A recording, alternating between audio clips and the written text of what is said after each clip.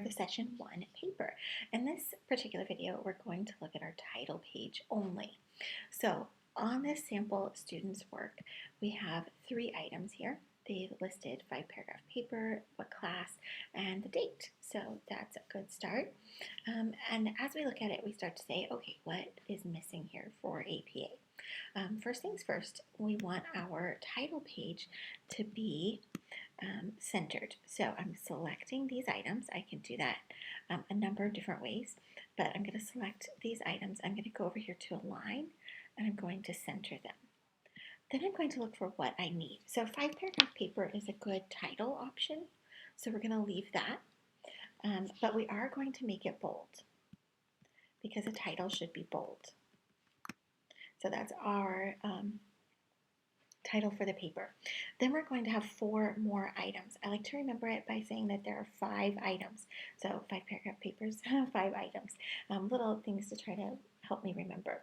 So first things first, we're putting the sort of larger information and we're going to work our way down. So first we have where we are. Then we have what class we're in, so we have that.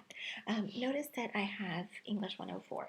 I could say English 104 and I could give the specifics of that class. I could give the name of that class. I could just put English 104.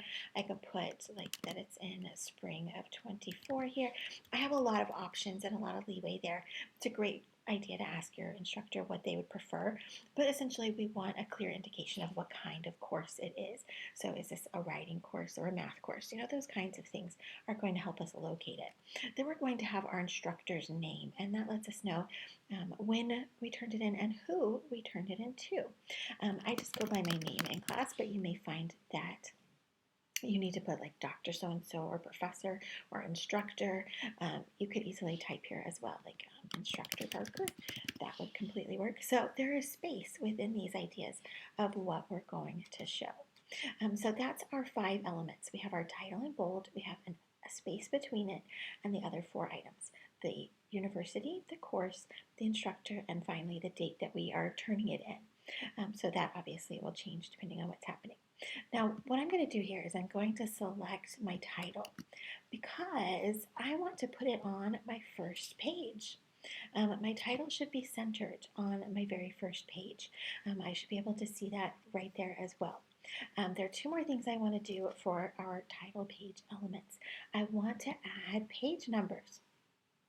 So I'm going to go in here, maybe something like insert. Let's check. I don't always know where all of these things are either, and I just am going to click on buttons and look around. So I thought of insert because I want to put something in there. I want to insert page numbers. So I thought, oh, let's try that first. None of those. We don't want footnotes or special characters. There we are, page numbers. So I don't want page counts. And look, it gives me images.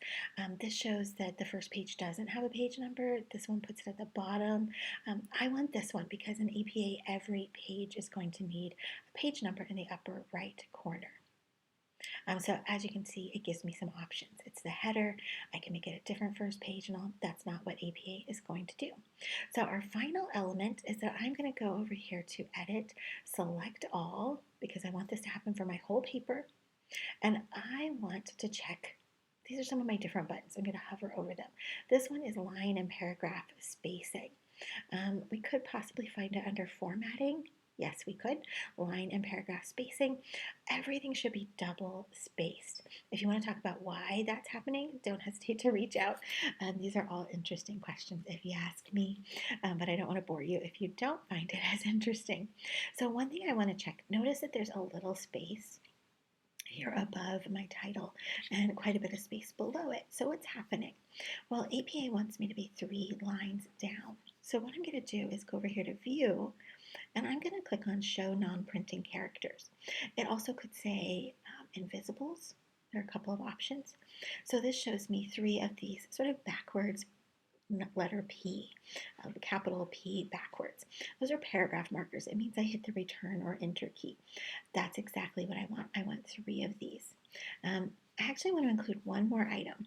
So notice that when I started, I had all these enter keys, and my second page started in the right spot because I was single spaced and different things. Well, a lot of different things can happen when we move our paper over to Brightspace or even to things like Blackboard or any other location. So what we want to do, instead of entering spaces, is we want to go right in here.